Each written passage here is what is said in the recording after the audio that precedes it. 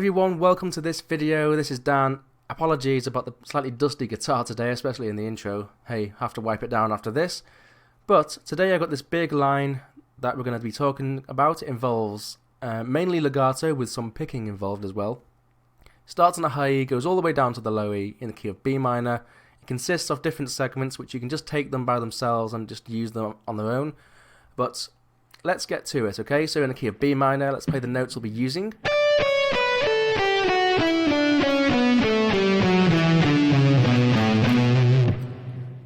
Right, so to introduce this lick, we'll be playing these three notes. Okay, that's 7, 8, and then 10 on the B. Pick the first note, hammer the rest on. Right, so to start the actual big sequence, or the first sequence, which will sound like this.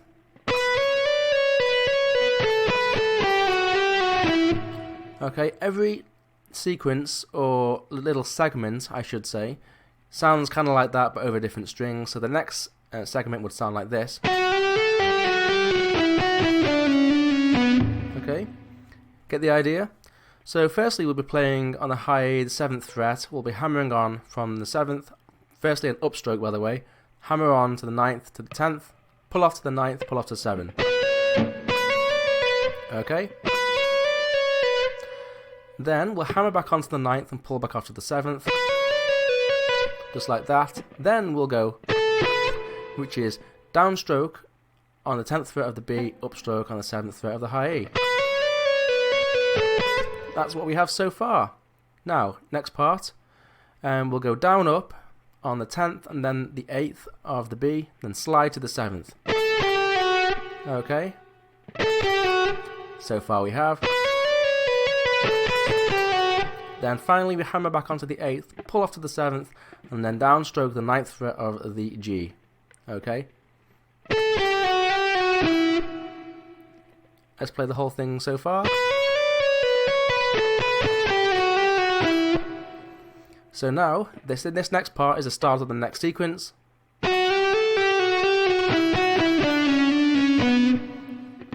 So you can see how it kind of works. Now, before we get to that part, I'll talk about why I use this kind of third finger, first finger slide. It's mainly because I'm using 1, 2, 3 fingers here, first, second and third on the high E. So it's easy for me to go that sort of thing, you know. But you could do this sort of thing, you know, if you use it that way.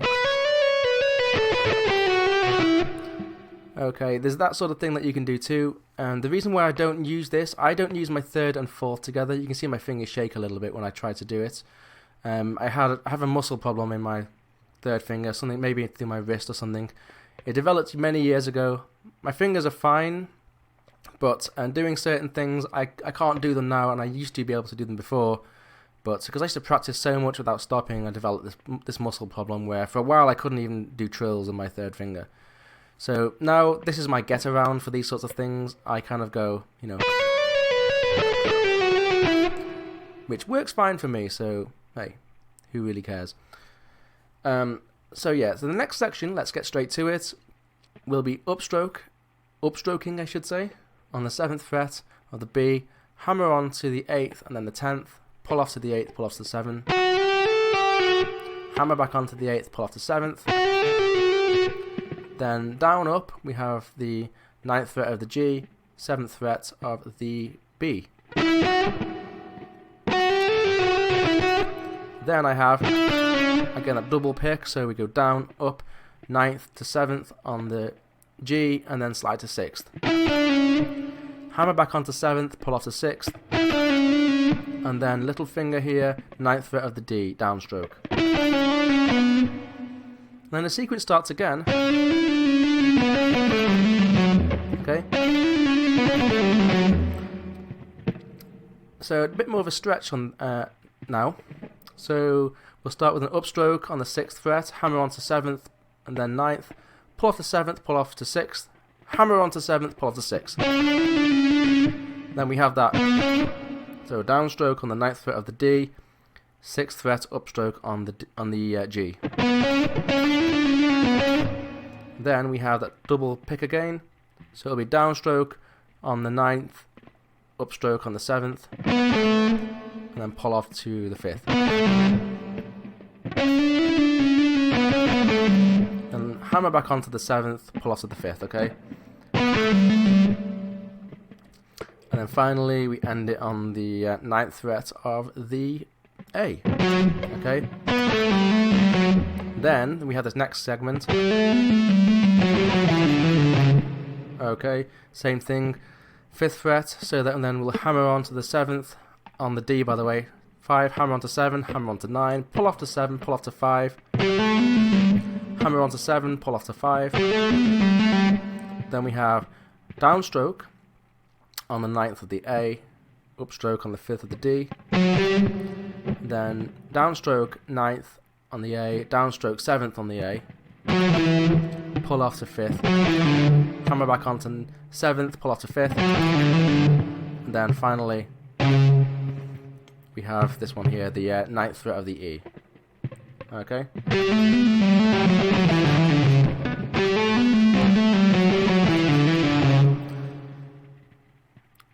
And then you can sort of go, which is kind of how I end it, okay? So I go, which is 5, hammer onto 7, hammer onto 9 on the A, pull off to 7, pull off to 5, hammer back onto 7, pull off to 5, then I go, okay, so that's down, up on the 9th, and then the 7th on the low E, pull off to the 5th, and then back onto the 7th with a bit of vibrato. Okay? So that's the entire thing. Let's play it slowly. Actually, sometimes I pick that top string. If you want to, you can do that. But let's do it without.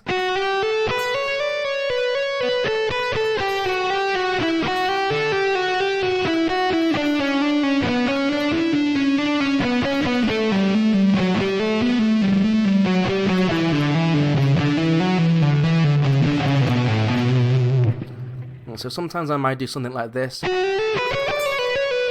that, 1, 2, 3. So I'm picking all those top 3 notes just to start it off. I don't do that all the time, and there are occasions, by the way, which I'll put extra little picks in where I might do some legato. Just depends how I feel. I don't always play it exactly the same, you know. I like to put some extra notes in here and there that I picked just to add a little bit more attack. So adding those extra notes for a bit more attack is fine.